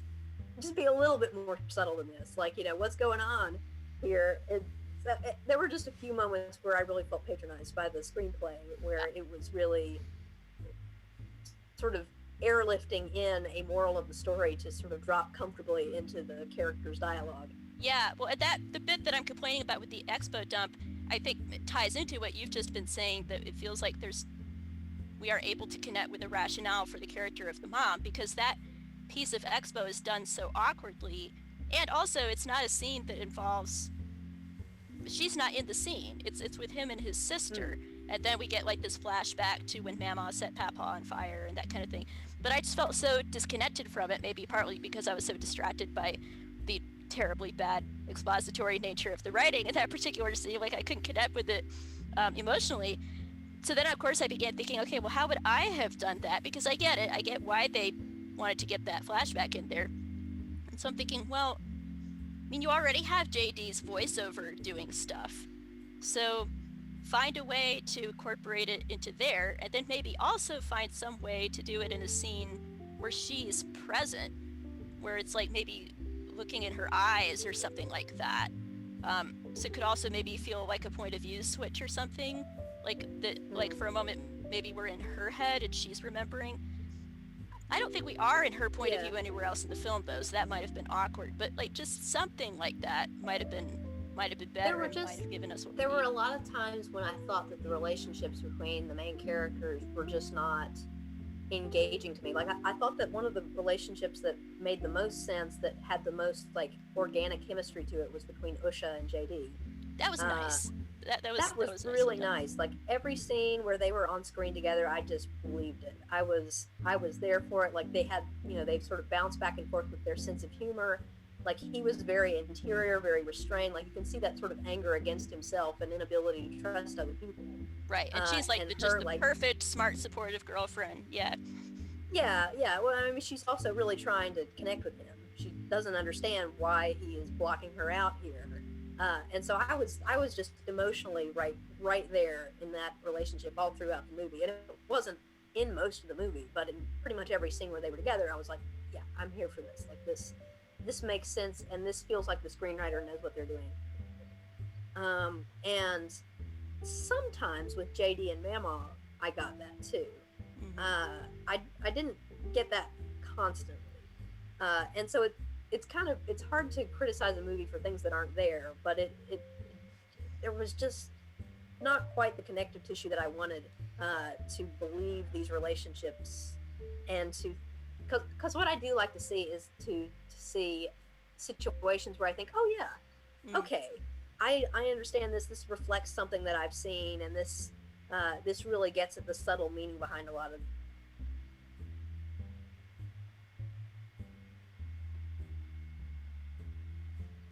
this really does disappear. Like I really did kind of forget that. Yeah. I mean, I will I was concerned about her because I was worried that she was going to play it like she was in drag, like she was just a sort of stereotype of a character, and I didn't think she did, even though neither she nor Amy Adams gets the accent at all. The woman who plays Lindsay got it pretty well, as I recall, but nobody in the film except for a few side characters really got the accent. So yeah, anyway, but she was fine. I did think that, like, I think she was somewhat hampered by the emotional instability of the movie. That if her character had a little bit more time to breathe, and if not every single scene had felt a little bit covered in just sort of a little stuffy. I think in a way I kind of intuited this when I first heard the score for the movie, which the score is very nice, but it's like it doesn't sound Appalachian at all, and it sounds like Appalachian music as filtered through Hans Zimmer, which is exactly what it is. Yes, because the score is by Hans Zimmer. Like, why in the world would you get Hans Zimmer to do this movie? Like, I kind of get at moments where it's sort of this really mournful, vaguely Irishy, dignified thing, but I was just like, it needed to be really genuinely rootsy, right? It needed to have more of that plain, unadorned feel, and maybe that goes together. It needed to be a little bit more rough-hewn. Right. And so it was strange. I enjoyed the score, and I've listened to it a few times, but it was a little bit strange because it was almost Appalachian, but like Appalachian made by a German composer, which of course, exactly. It's like, what is happening here? And I mean, that's a general problem with the movie, is that it's everything is like an 11 out of 10. It's made by foreigners like Ron Howard, who's from Hollywood, which is another country. I'm just being a jerk, but like I could see the amount of effort that they were really trying. Like, it was not, they weren't just. It was a respectful effort. I made it. Yeah, they did make an effort. It didn't work, but they made an effort. Like, I can think of movies that do a much better job of capturing the internal dynamics of places. I really would have liked to see what Jeff Nichols did with it. Jeff Nichols would be good. I mean, even like Terrence Malick, when he does Tree of Life, really gets at the internal family dynamics of that in a way that works. Gosh, I mean, the Coen brothers. I wonder what the Coen brothers would have done with this. I mean, that would have been. I don't think they would have been.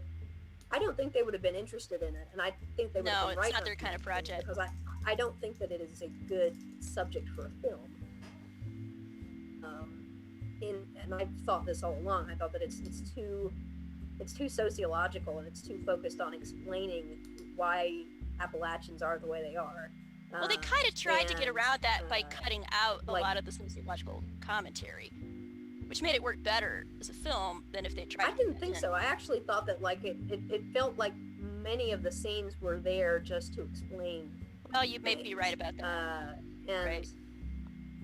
It's like a lot of it seemed like it was driven by, let's add another data point about this is the way that things are there, as opposed to like when I watched the Florida Project, which is a stunningly realized film about poverty in, I think, Orlando, Florida.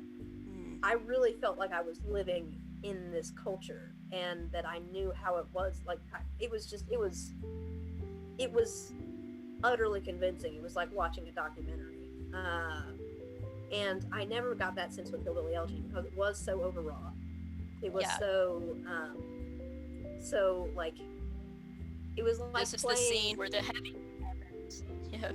Yeah, it was like playing a tune, but playing it flat. You know, like, I know the notes, it's all kind of there, but it's not in the right octave, or it's just not in tune. And so a lot of those things just didn't chime for me. Like Logan Lucky chimed. Like, I kept thinking, oh, I recognize this, I recognize that. Oh yes, that's perfect. That's just like, I don't think Steven Soderbergh is from the South. I can't remember, but like, it chimed with a certain subculture that I'm from. So anyway, that was kind of my big problem with Hillbilly Elegy, is that it didn't feel real to me. It didn't feel true to me. I enjoyed it. I liked parts of it. I thought that there were some good lines in there, but I found it so forgettable, because I only remembered things when I was watching it in the moment, because it was so incompetently emotionally paced. So yeah. I was gonna say, so to your point, it's interesting that you say Logan Lucky worked for you. That's a comedy, and I thought that some of the moments when Hillbilly Elegy worked best were when it was allowing itself to have a sense of humor about itself. That's a very good point, actually. And there were moments where, I mean, like that scene where he and his mom are messing around with baseball cards. I was enjoying that scene. Like, I was just kind of getting into it as like a weird, dysfunctional mother-son bonding thing. Yeah. Until it turned into that scene. I'm like, oh, wait a minute, we're doing that scene already? Okay, I guess this is that scene. But I kind of wanted a nice, quirky. Yeah, or just to like let them have a bonding scene. Exactly. And then go and do something else. You know, it was this because weird, that would have like, showed that it wasn't all crazy mom all the time. Like, we did also have these days where we just messed around and she was nice. We couldn't even have one day, like, we couldn't get through a whole sequence that was just like that. I think that by itself would have made a huge improvement and balanced the tone more. Yeah, I think you're right about comedy, and there's one of my favorite movies of all time is Preston Sturges's Sullivan's Travels. And Sullivan's Travels is about a big Hollywood director who decides to go out on the road and film a story about poverty, because he wants to do something serious and something cinematic, and something that's, you know, got social value. And he's like, and I'm going to call it "Oh Brother, Where Art Thou," which is, of course, where the Coens got their title for that movie. But I don't want to spoil the ending of Sullivan's Travels. I haven't seen it, so don't. Yeah, I also know that, because it is very much about the value of comedy, and about how, in a way, comedy can reveal things about people, and it is often enjoyed by people more than big social dramas that are supposed to teach you something. And I'm boiling it down to a less profound point than the film actually has, but I can't exactly outline what the film's point is without spoiling how it comes around to it in a really beautiful and very moving way. I mean, it's a very funny comedy, but I also cry at the end of every time. So it's got a lot to say about that, and it made me think about the Coen brothers movies. I think that because, first of all, they start out with "Oh Brother, Where Art Thou" as an explicit reference to that. I think that really gave me a sense of where they're coming at as comic writers who want to say something about America and about big ideas, but they do it through comedies usually, and I think that really gives a key to their genius and to their ability to speak about America. It is because they're willing to do it in a comic way, because that, in a weird way, reveals things about people that you don't necessarily expect. And to do comedy, you have to understand people. Like, you can't really do comedy about or within any subculture without understanding that. Like, you can do drama, which is what we see with Hillbilly Elegy, but sometimes the truest moments are the comic moments. Right. Well, like, really I think catches that sense of humor. Yeah, my favorite funny line, I think, is when Mama is sick, and JD is worried, and he asks her, "Do you know that you're gonna die like the Indians?" That was great. She's like, "They're not magic just because they don't have microwaves." And I think I may have laughed out loud at that line, because that was exactly what I remember as the funniest. And I also love, I don't even remember, is that from the book? Did they just lift that, or no? It wasn't, and that was nice because it felt like they were finally trying something new. And it felt like they had tapped into Mama. And another thing I like about that line is that it kind of subtly pops the magic red man bubble, it really magic it cuts into the noble savage. Exactly. Well, with black people, you have the magic Negro trope, right? It's like, oh, the wise black friend who knows everything, and the wise Indian who knows everything. So it's like, just popped that just in passing. So that was nice, and it did so without it feeling like Mama was being like, well, that's actually a trope that's problematic for Native Americans. It did actually seem like it was coming out of her personality in a sort of exactly homespun, they ain't magic. Exactly. And it was like organically non-racist. It worked really well for JD because it felt like just the sort of misconception that a child would have about so things. Sweet. And so that is actually a really good example of the film occasionally catching a glimpse of tapping into the Mamma-ness and the JD-ness of these characters and riffing on it, going somewhere where you felt like it really understood these characters and could do that. And it just didn't happen a lot of other ways. But anyway, I feel like we've probably Tyler, we should let Tyler say a few things, because Tyler has been letting us both ramble very graciously, and I'm sure he has opinions about all of these. So Tyler, do you want to give an opinion about something? Anything? I feel kind of the odd man out, because I probably had a more negative reaction to Hillbilly Elegy than either of you that did. I agree with most of your points.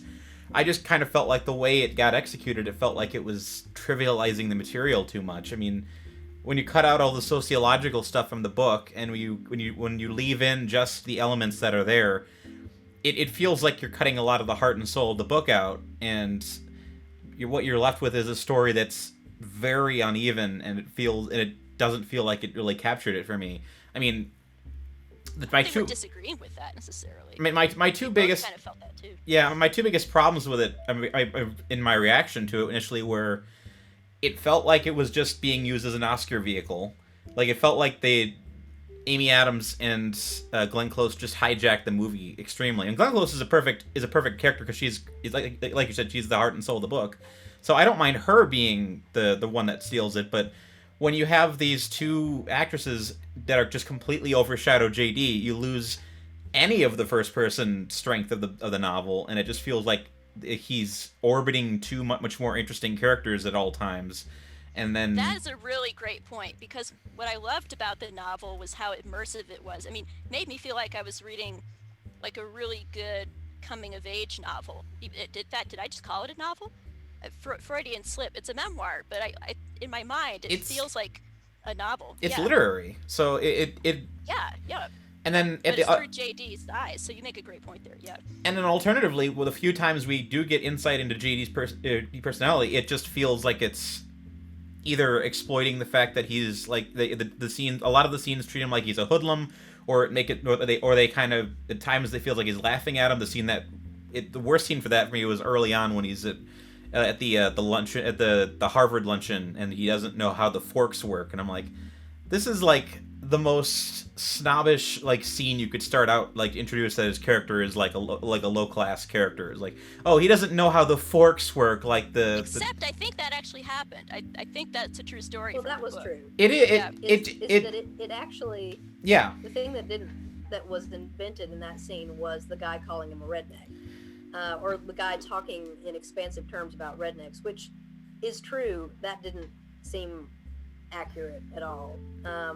Is that the snobbery that is much more terrifying is not knowing how forks work, which, to be frank, I would not have known how forks worked at a Yale dinner either.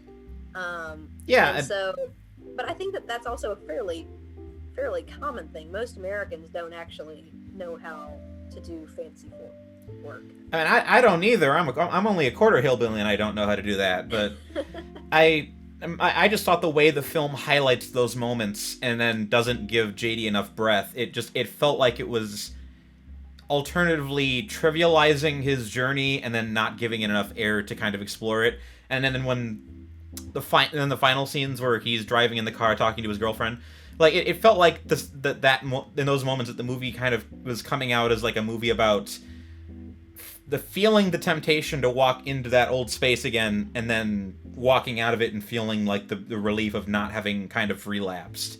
It's almost like it's a movie about like a character who's tempted to fall back into their drug addiction almost, but like except it's hillbilly culture.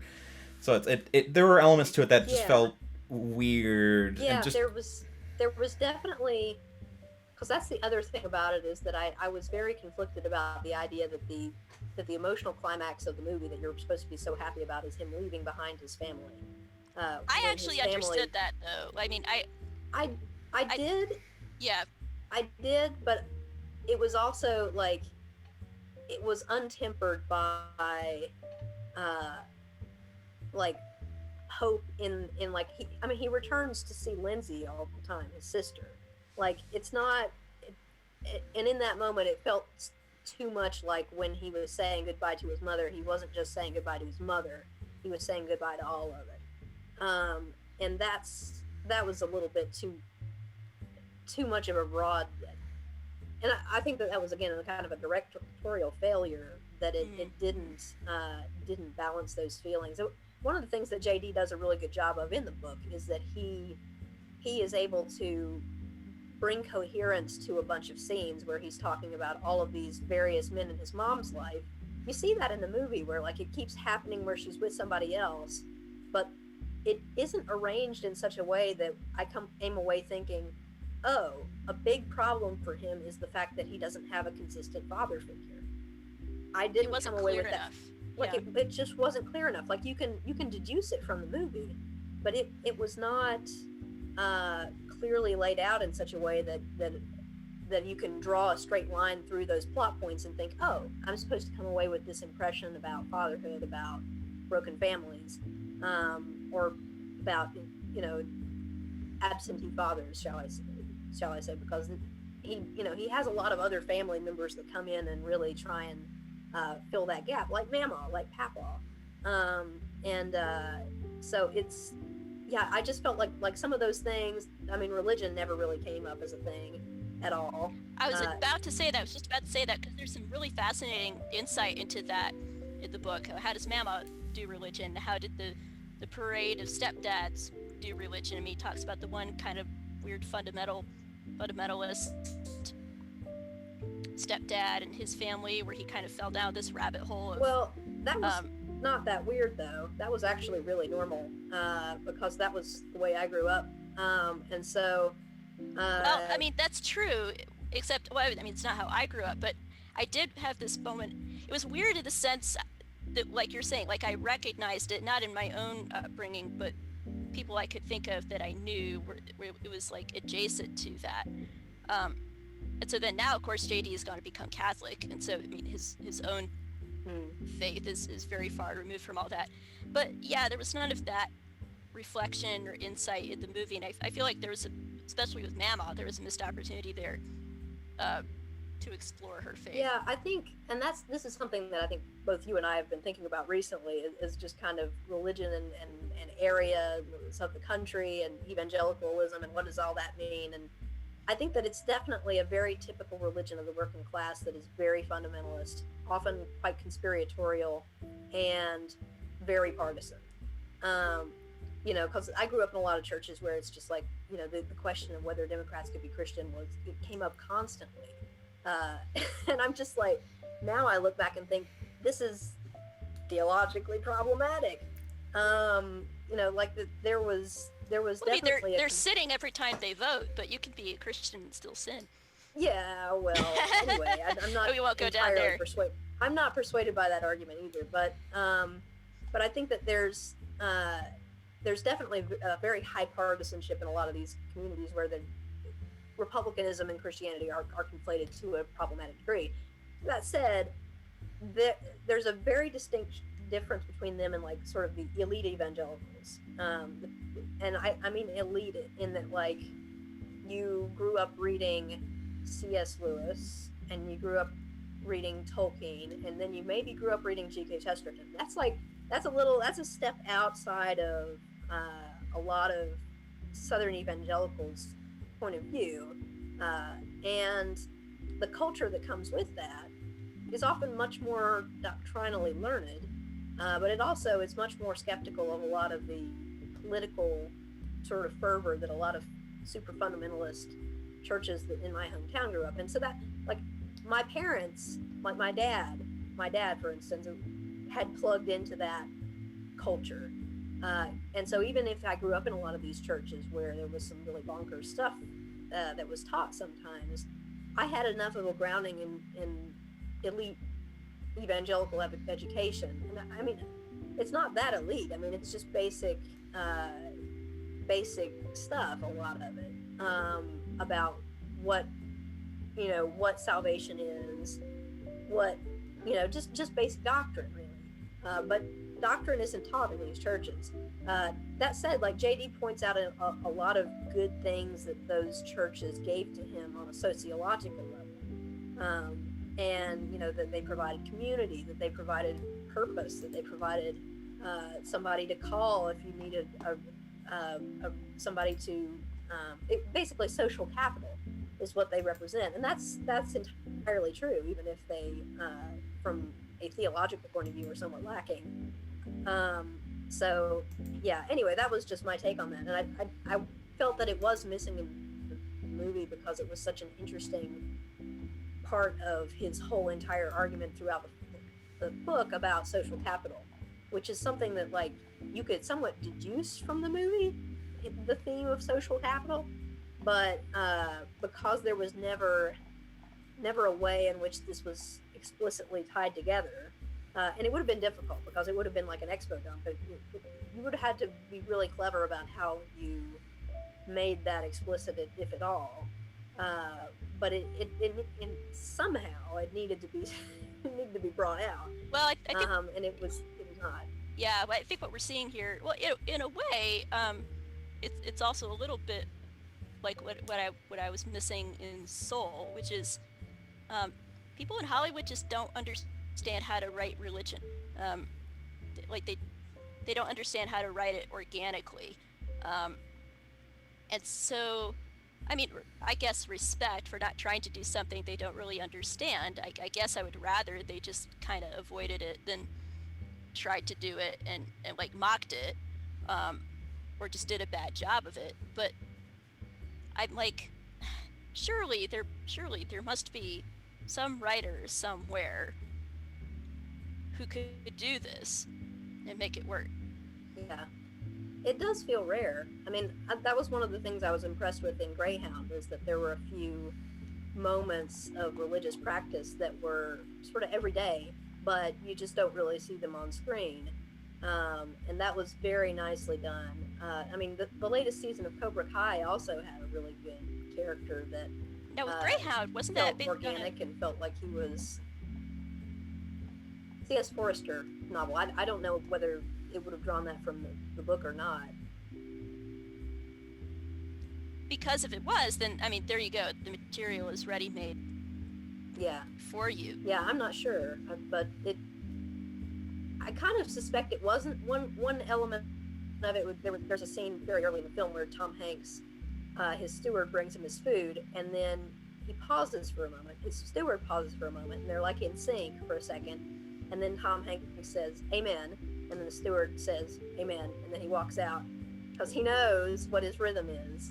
And Tom Hanks, he prays silently over his food every day. That's what he does. I like that. I have to go watch now. That feels like something that probably didn't come from the book, but I don't know. It worked so well cinematically because it was sort of a silent moment. So anyway, I don't know, but that was nice. Okay, sweet.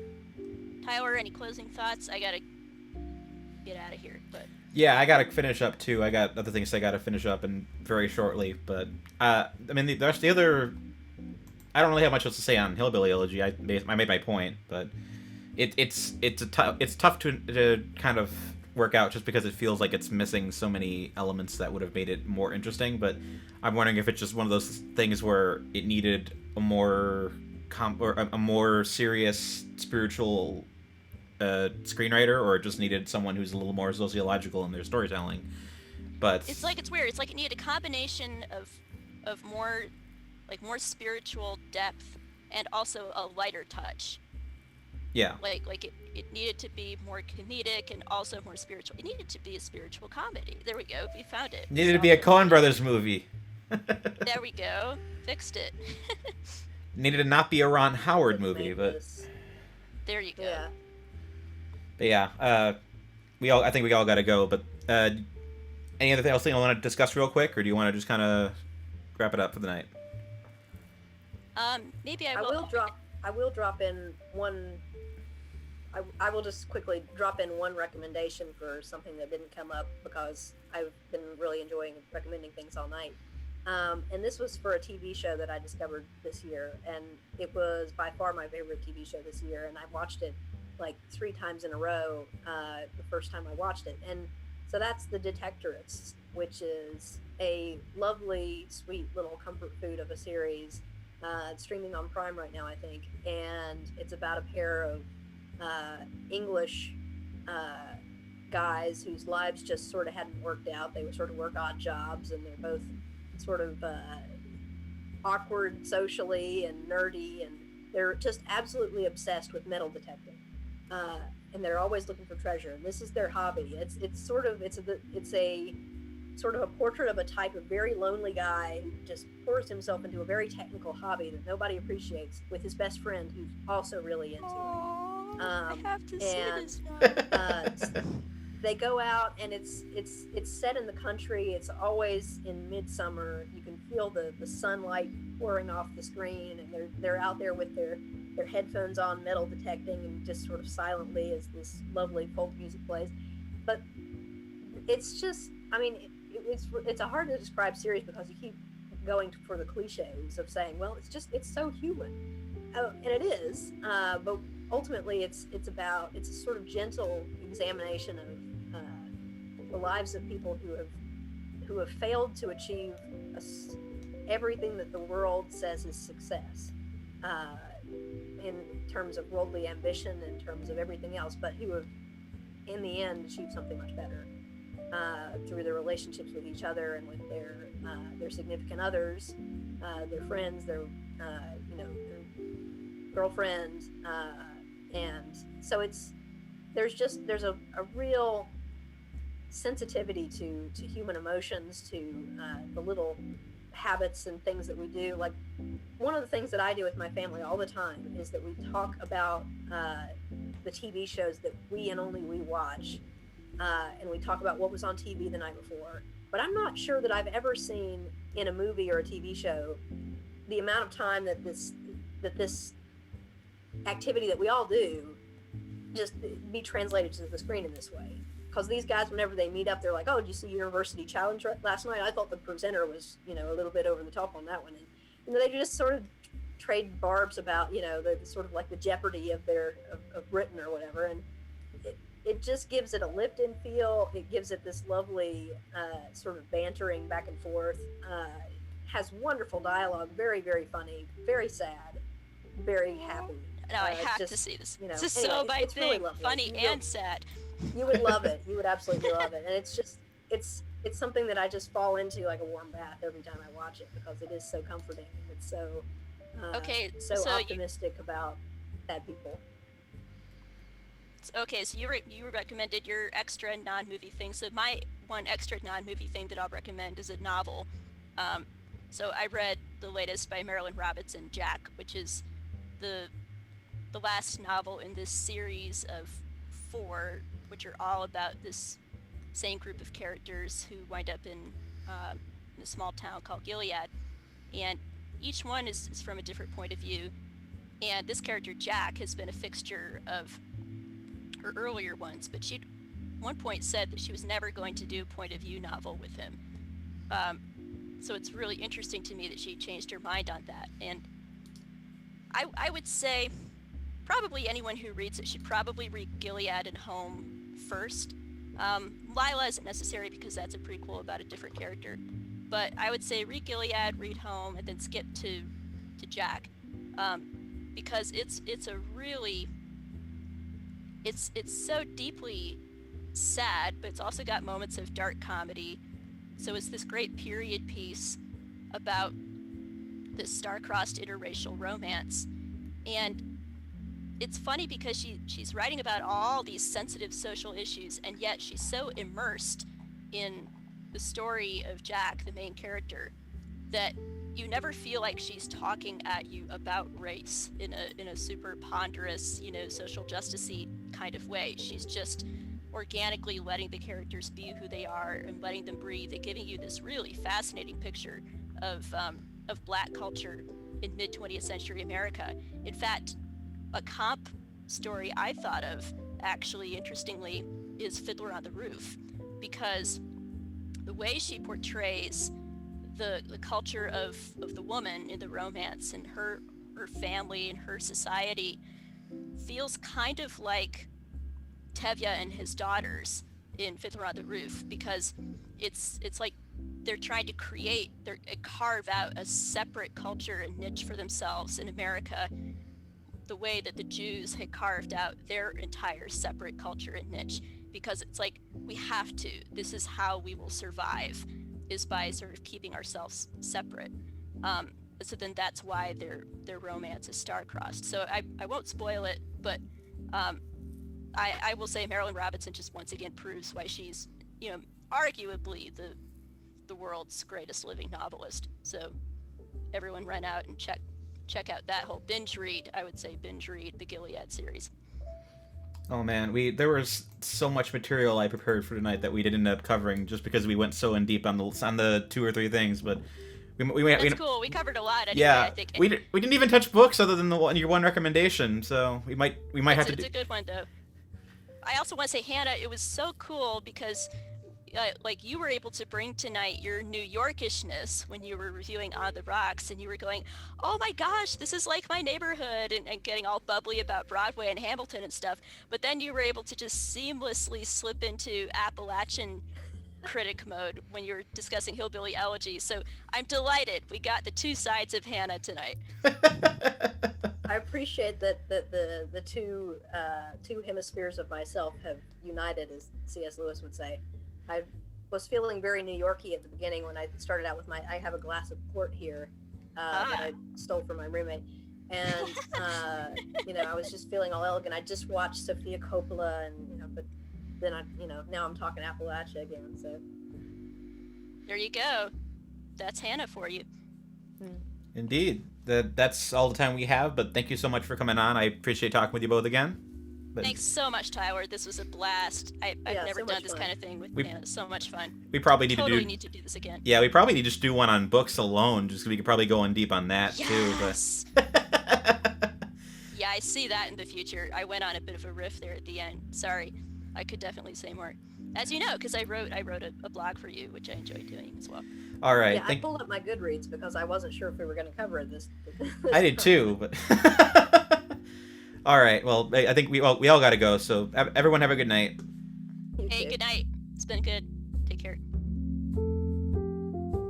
The AntiSocial Network is a Groupthink Productions podcast. Editing, producing, and hosting are by Tyler Hummel. artwork by Crystal Cali, and original music was composed by Melissa Lafira and the late Dan Smolla. Like, subscribe, and please let us know what you think about the show in the comments below if you'd like to see anyone interesting be a guest on the show. Thank you for listening.